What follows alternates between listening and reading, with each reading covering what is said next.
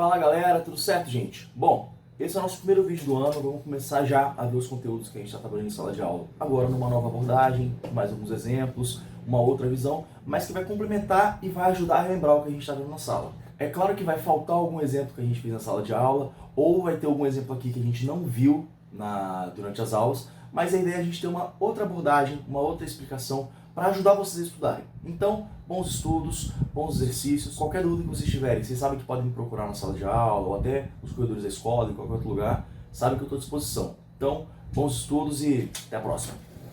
E aí, para a gente entender primeiro, né, quais são os conjuntos numéricos, como que a gente classifica os números de acordo com essa orientação, é importante a gente entender de onde que vem a noção de número, né? Para que a gente precisa falar de número, para que a gente precisa estudar os números, e basicamente isso vem da necessidade de contar.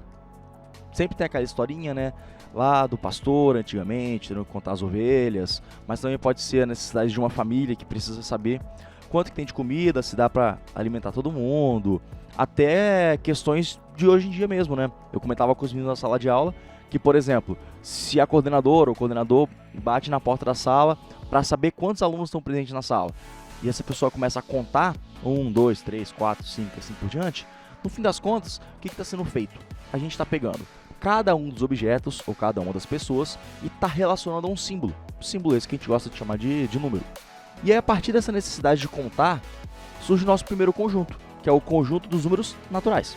Nada mais natural que isso. E aí, para organizar isso e para poder representar o conjunto dos números numéricos, o conjunto dos números naturais, números numéricos é ótimo, o conjunto dos números naturais de forma adequada, a gente usa essa simbologia.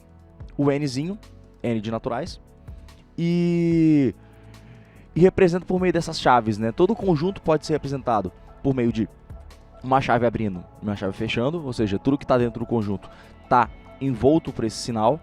E aí a gente tem o 0, o 1, o 2, o 3, o 4 e assim por diante. São quantidades que a gente pode contar e não importa se elas são pequenas, médias, grandes, imensas, sei lá, a quantidade de moléculas de um corpo é um número natural. A quantidade de habitantes do estado do Espírito Santo é também um número natural, porque nasce a partir de uma contagem, por mais que seja um número grande. Seguindo nessa lógica, né, acabou que já apareceu aqui no slide, o nosso segundo conjunto é o conjunto dos números inteiros. E ele surge a partir de um princípio bem básico que orienta o nosso estudo, que é o quê? O princípio da extensão. Como se estivesse fazendo sempre um puxadinho do que a gente já tinha, né? Como se fosse uma casa, que a gente constrói primeiro o quarto, sabe, cozinha e banheiro, e depois vai colocando outro quarto, coloca uma churrasqueira, coloca uma varanda, coloca uma garagem e tudo mais. A lógica é a mesma. A parada é, conforme a história foi seguindo, conforme as relações humanas foram ficando mais complexas, surgiu a necessidade de definir uma moeda, né? Uma forma comum de comparar os objetos. Porque, por exemplo, se eu produzo arroz e eu quero trocar por feijão, beleza, são dois alimentos, a gente pode ver a massa de cada um deles e comparar de uma forma mais direta. Só que, por outro lado, se eu quero comparar, sei lá, arroz com uma roupa, quero vender arroz e quero ter roupa para minha família, eu não consigo determinar um padrão de forma muito intuitiva, muito rápida, né?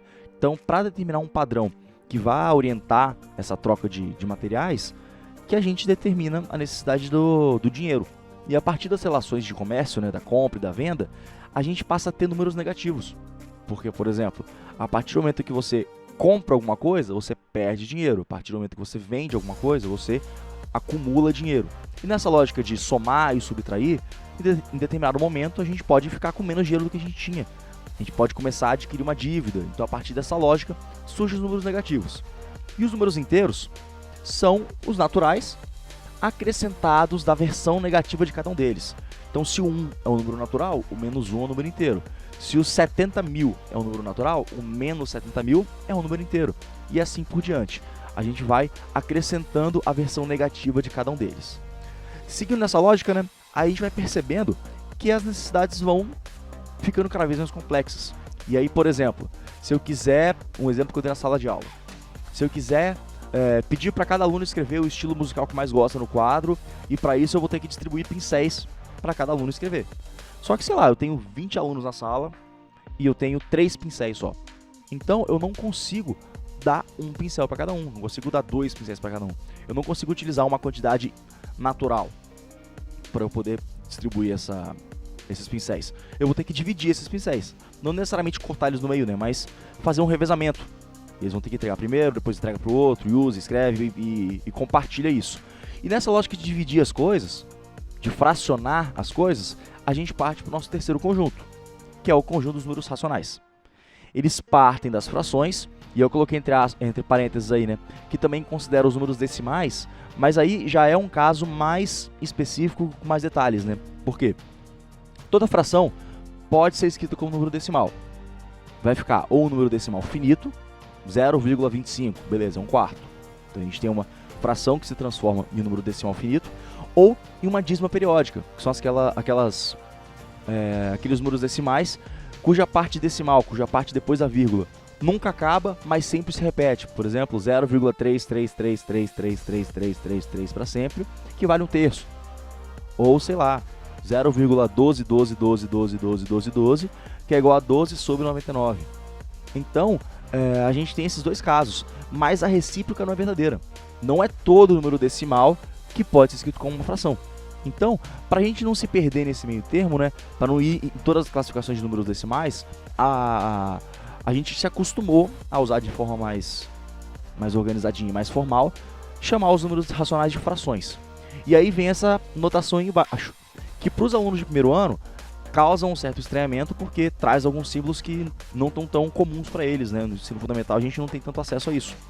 Então, traduzindo o que está escrito aí para todo mundo, o conjunto Q dos números racionais é o conjunto das frações A sobre B, e a gente usa as letras nesse contexto para poder representar quaisquer números inteiros que a gente quiser. Em vez de escrever cada número possível, que seriam infinitas possibilidades, é melhor a gente utilizar uma letra que representa todos eles. E aí surge pra gente a noção de variável, que a gente vai discutir mais pra frente.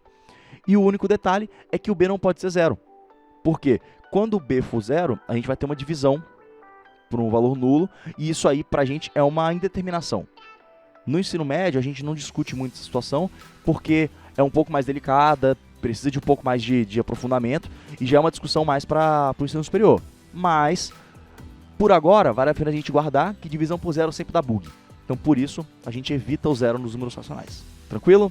Então, seguindo, né? Aí, vou trazer uma historinha para vocês, que é uma historinha que envolve morte, uma historinha que envolve treta, mas que ao mesmo tempo contribui bastante para o nosso estudo. Que é o quê?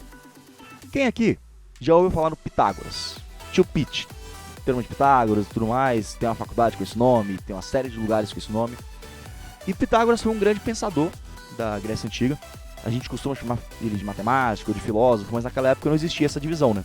Na verdade, essa questão de separar o conhecimento em caixinhas veio no século XVII, com Descartes, veio na questão do positivismo e a separação em cada uma das áreas. Naquela época não tinha isso, então seria anacrônico falar que ele era matemático ou filósofo, né? Vamos falar que Pitágoras era um pensador. E ele era tão notável no que ele fazia, ele era de fato uma referência na análise da realidade naquele momento, que ele tinha uma escola, que eram os pitagóricos. Não necessariamente uma escola, né? Era um grupo de discípulos que acompanhavam ele, que concordavam com os princípios dele, que aprendiam com ele e que levavam isso além do método científico. Para eles aquilo ali era praticamente uma verdade de fé. Por isso que se misturava um pouco a questão do pensamento, da observação da realidade, com uma compreensão mais ampla, mais da essência da galera mesmo, né? E aí, naquela época, um dos grandes questionamentos que guiavam a filosofia era a lógica do que é o mundo, ou o que é a vida. Por exemplo, o Tales falava que na vida tudo é água, porque quase tudo ser vivo contém água no seu organismo. Já para os pitagóricos, tudo no mundo era número. Lembrando que número para eles, olhando nossa cronologia, né, era um número racional. Todo número era uma fração, então tudo no mundo era uma fração. E aí que o negócio começa a ficar meio estranho. Dentro dos pitagóricos, tinha um cara chamado Hipazo. E aí na aula eu confundi com os meninos, quem estiver assistindo aí, fica a errata, que eu falei que era o Hiparco. Hiparco era outro cara de outra discussão. Era o Hipazo, que era um dos pitagóricos. E aí ele começou a estudar e pegou um quadrado. Bonitinho, do jeito que tá aí. Se vocês lembram do Teorema de Pitágoras, a gente sabe que tendo um quadrado ou tendo um triângulo retângulo, né, como esse triângulo que dividiu o quadrado em duas partes, a gente pode calcular o tamanho dessa diagonal D como d ao quadrado, sendo a soma do quadrado de cada um dos lados. Isso vale para um retângulo e vale para um quadrado quando os lados têm a mesma medida. E aí, quando isso acontece, a gente pode partir para o caso específico, que é o quê? O Ipasu estava pegando um quadrado de lado 1 por 1. Então, o d ao quadrado ficou igual a 1 ao quadrado mais 1 ao quadrado. E agora vem uma sequência de conta fácil.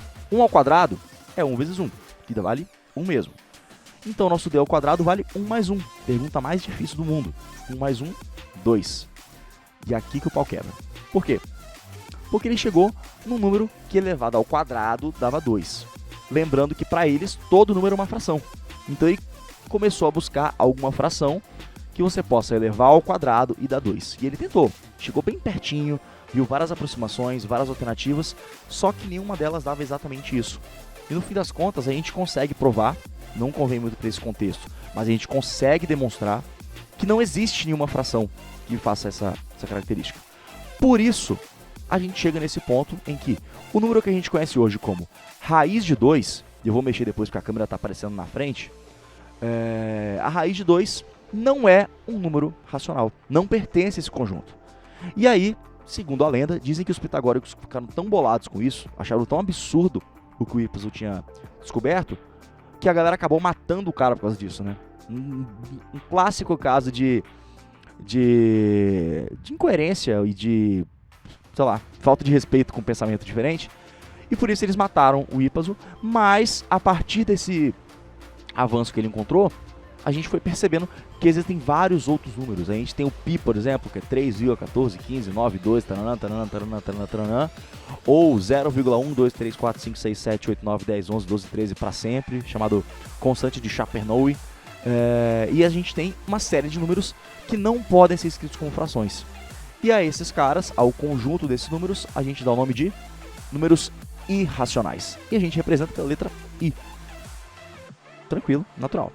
E aí, só um detalhe de notação, né? A gente pode escrever o I como o Q, dos números racionais, com essa barrinha em cima.